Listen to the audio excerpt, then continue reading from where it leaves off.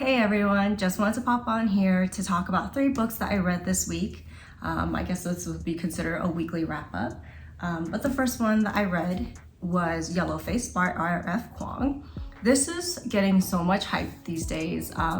I've seen this on my Instagram, on Book Talk, on YouTube. It's everywhere. It's getting a lot of press and a lot of hype, and for good reason. This book is about an author who is not doing so well. One of the synopsis says, "Who wants to read stories about basic white girls?" June thinks. She has a friend, and she was like, I think this friend was a roommate of her during college at Yale. And this friend, her name is Athena, her debut album did really well, to the point where I think she's getting like some kind of Netflix series deal or something. So in one night of drinking, June basically witnesses Athena's death in a freak accident, and then on impulse she decides to steal Athena's unpublished manuscript, a manuscript that Athena never even shown anyone, even talked about at all. And it's basically an experimental novel about the unsung contributions of Chinese laborers during World War I. So June goes home, she takes the novel, she polishes it up, she writes a lot of prose in there, and then she sends it to her agent and she claims that it's her own original work.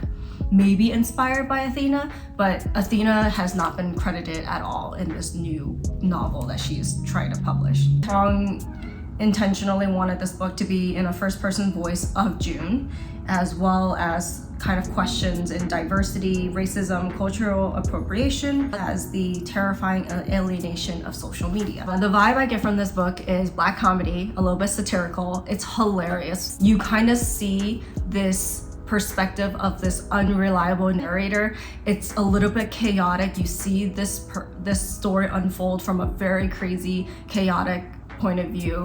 So June, I would say, is a very unlikable character. Usually I do not like and I do not finish books that has an unlikable character in it as the main focal perspective. But in this book, it works really well. I felt like the vibe as I continued to read this, and that kept me going, was the fact that I felt like they had to have some kind of punishment or redemption at the end or something like that, because as I was reading this, all I kept thinking was, she's terrible, she's an idiot. Why are you doing this? This is awful.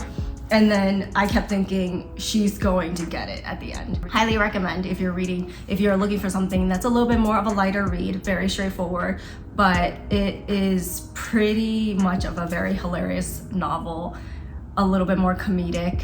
If you have any interest in learning about the publishing world, this definitely kind of goes into it a lot. It's just very unique to kind of see that perspective from as a reader and not as a publisher. So yeah, definitely recommend. Second book I read was the Air Raid Book Club.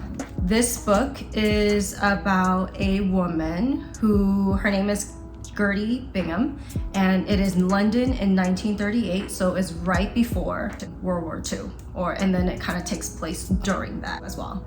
So Gertie and her husband used to own a bookstore. Unfortunately, her husband passed, and she is now at a crossroad where she is grieving. She has a lot of loss for joy, and she doesn't feel like she has anything going for her at the moment without her husband. So she's having a difficult time moving on.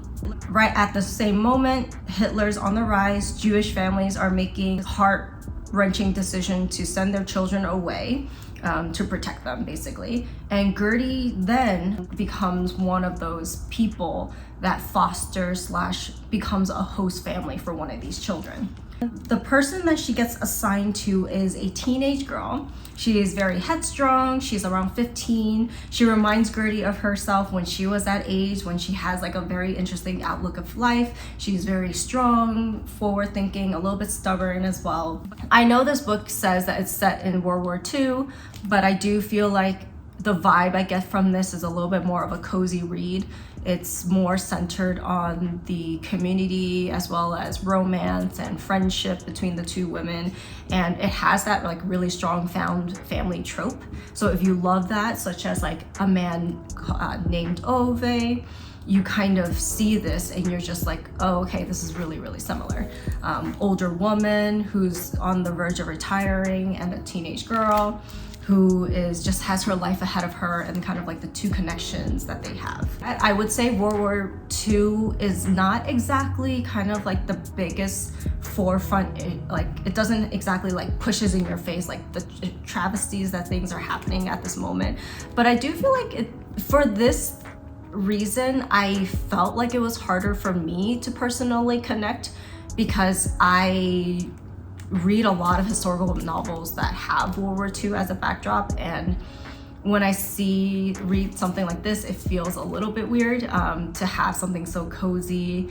I think if you love cozy novels that are really a little bit more heartwarming and you don't mind World War II as a backdrop, this is something I definitely highly recommend then. And the last book I read this week is Lisa C's Lady Tan's Circle of Women. It's about the story of a young girl. Her name is Tan Yunxian, and it follows her when she's like 8 all the way to when she's like 40 years old. So it's kind of like a coming of age story.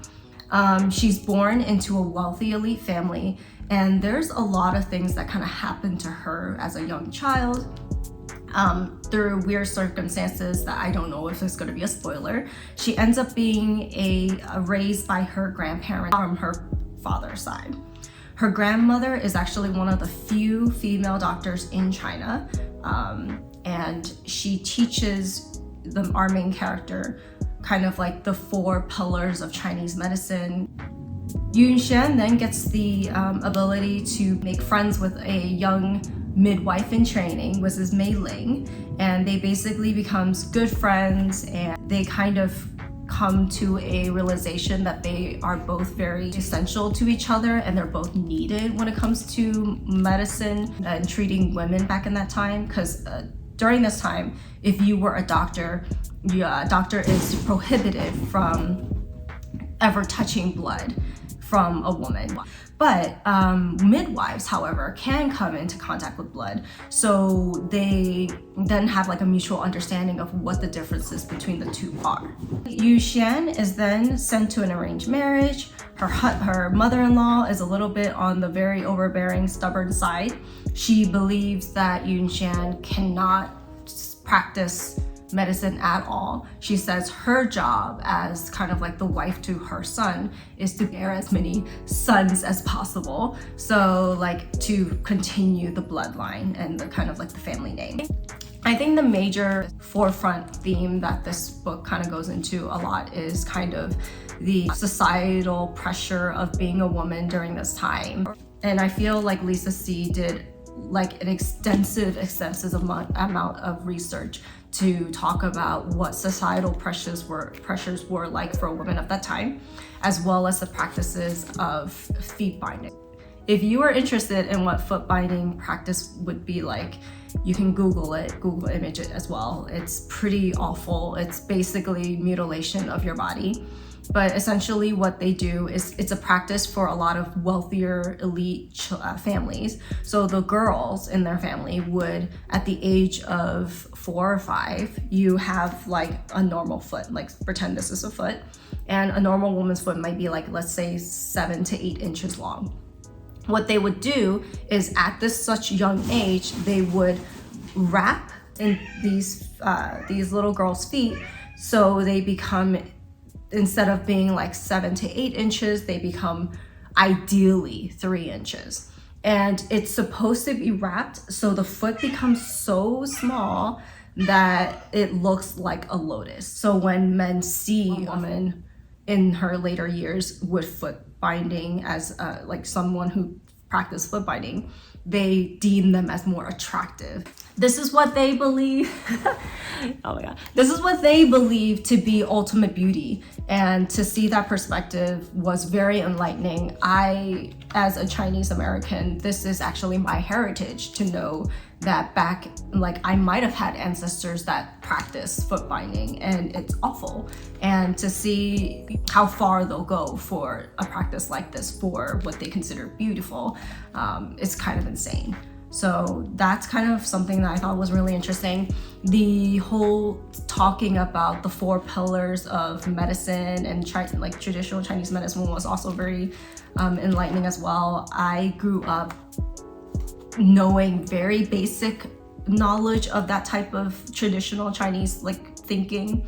To see it kind of like written out officially, thinking like, okay, so my family wasn't crazy. Okay, like other people do believe this. I would say when you read this, definitely keep an open mind. I felt like when I read this, it spoke to me a little bit more because this is something I grew up with being super familiar with. The last thing that I really loved about this book was the circle of women, hence the title, that was kind of depicted in here. A really strong connection to somebody that I think she thought she wasn't supposed to like at all.